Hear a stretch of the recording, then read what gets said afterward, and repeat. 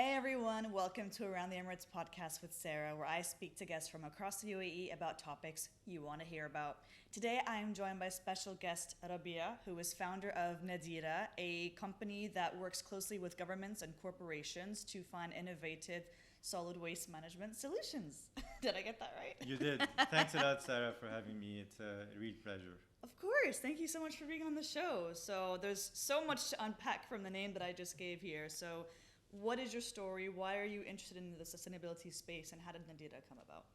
Great. So my story is kind of rooted back in 2015 when in Lebanon there was a major waste crisis, and effectively you opened your door and you'll see waste outside of your house. And a lot of people started to think about how we can solve this problem. We applied for a grant and we received the grant to develop a model waste management program in 2017 with a group of people and universities. And during that process from 2017 to 2020, we learned a lot about the waste management industry and got us to understand what is the key issue in the industry and led us to eventually launch Nadeera. Wow. Okay, this goes international apparently. So what inspired you to actually take a step forward? I know that we talk a lot about sustainability and how we can recycle and separate like the plastics from the papers, but what made you think I actually need to do something? Well, it's because of that event and because we realized that the issue that actually is in waste mismanagement is something that nobody has tackled in the way that we tackled it before. And we found that to be a topic that we can tackle in a different way than how it was tackled before. Let me expand on that a little bit. So basically, waste mismanagement is not a technical issue, it's a behavioral issue. So people have to change their attitudes, people and governments and companies throughout the value chain to be able to recycle. So it's not if somebody sorts their waste and put it outside their villa, it's not automatic that this waste or these recyclables are going to be actually recycled. So you have to make sure everybody's doing their part across the value chain, and that's what Nadeera does. We actually glue this ecosystem together, and we make sure that everybody's incentivized and everybody's monitored to actually do the right thing across the value chain. You said a very interesting word there, the behavioral element. So how did that become an ingredient in this entire exercise? Yeah, so if you don't sort your waste and everybody throws their waste in a one bin and you want to try to take it apart later on, it's very difficult. Everybody's commingled together or getting food with recyclables and everything gets contaminated and you cannot actually take it apart. Right. How it's done in Europe, it's this is how the model is by everything gets segregated, and once it gets segregated, then it's easy to recycle and it can happen in a natural way. However, to get it segregated, it's a behavioral change. Right. And here there's a notion that I got told about by Dr. Sara Mousa, which is the collective action, right?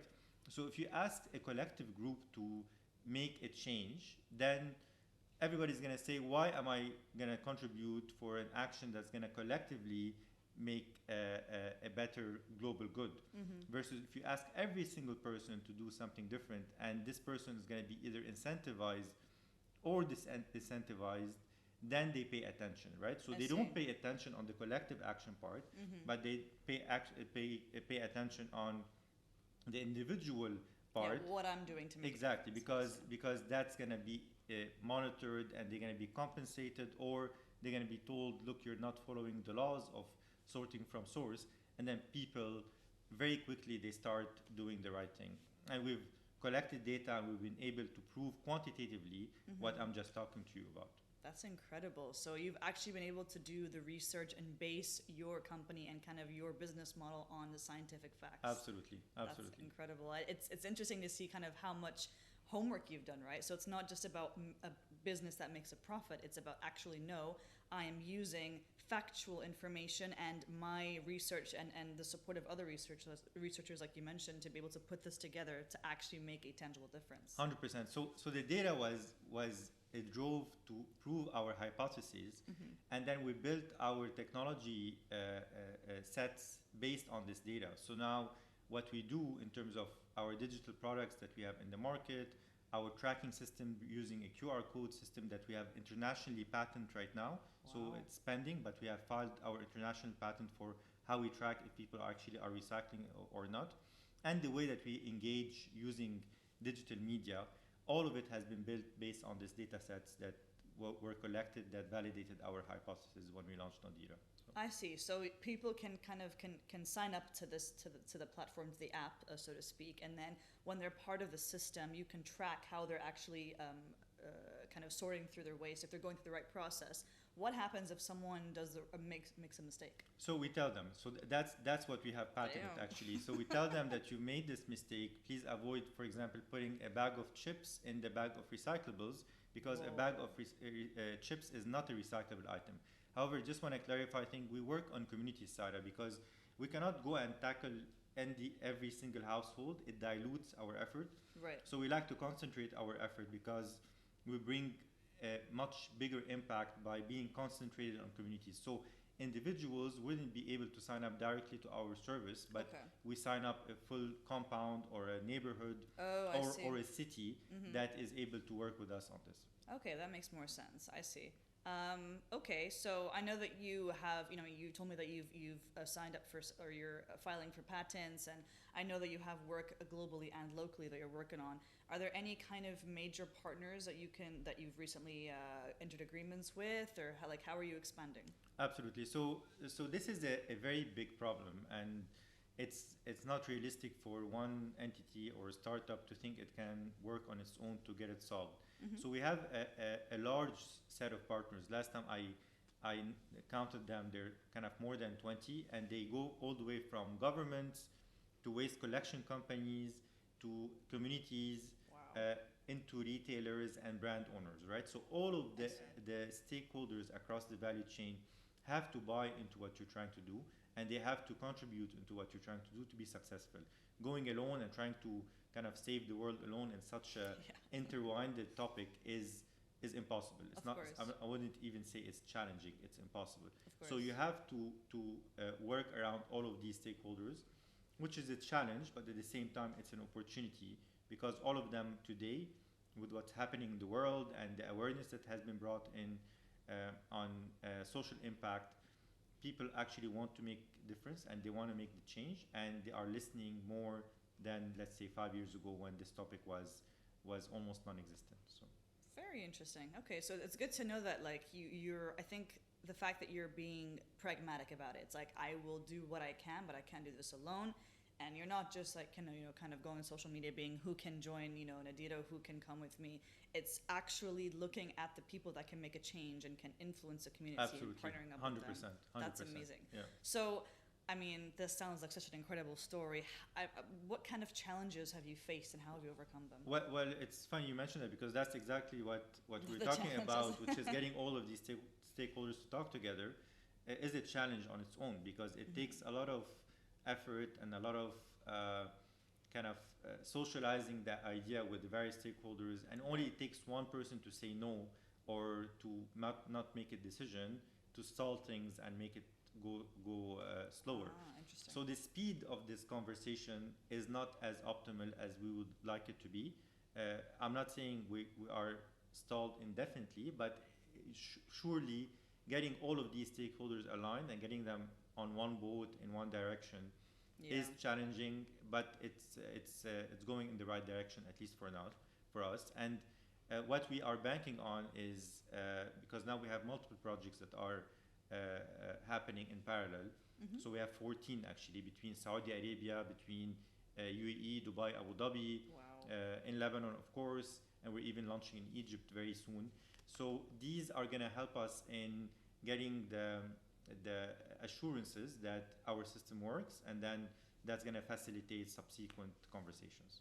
That's incredible. So, I mean, I think we've heard so much interesting conversation today. I feel like I now will figure out the better way to recycle because I've been doing it wrong this whole time.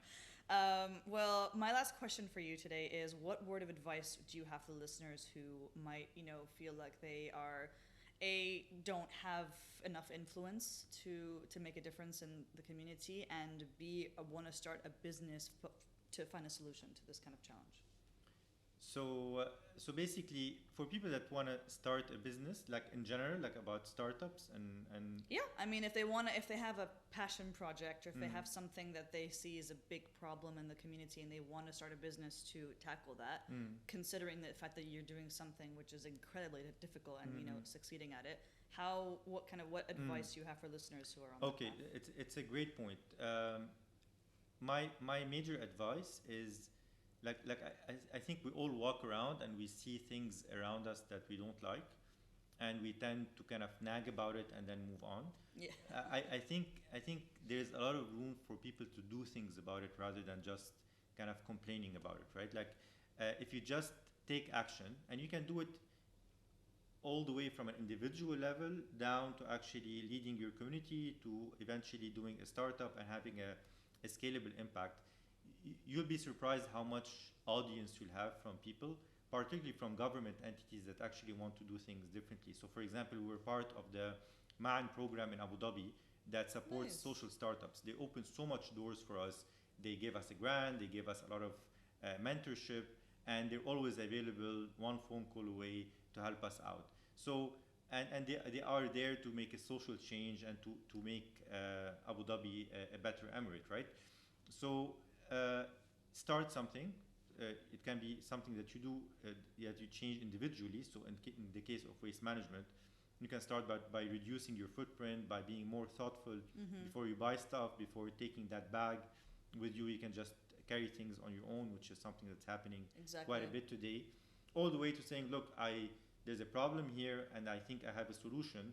Let me propose that solution and do a startup and benefit yourself and get paid for it, at the same time being able to make a social impact. I think that balance is gold. And for people that want to start that, I highly advise them to do it. At the same time, it's tough. It's not an easy journey. So I really don't want to like oversell it. It's a very, very tough journey, but it's very rewarding as well. And I invite everybody to embark on it. Perfect. Well, thank you so much for taking the time to talk to me on the show today. Thank you, Sara. Thank you all.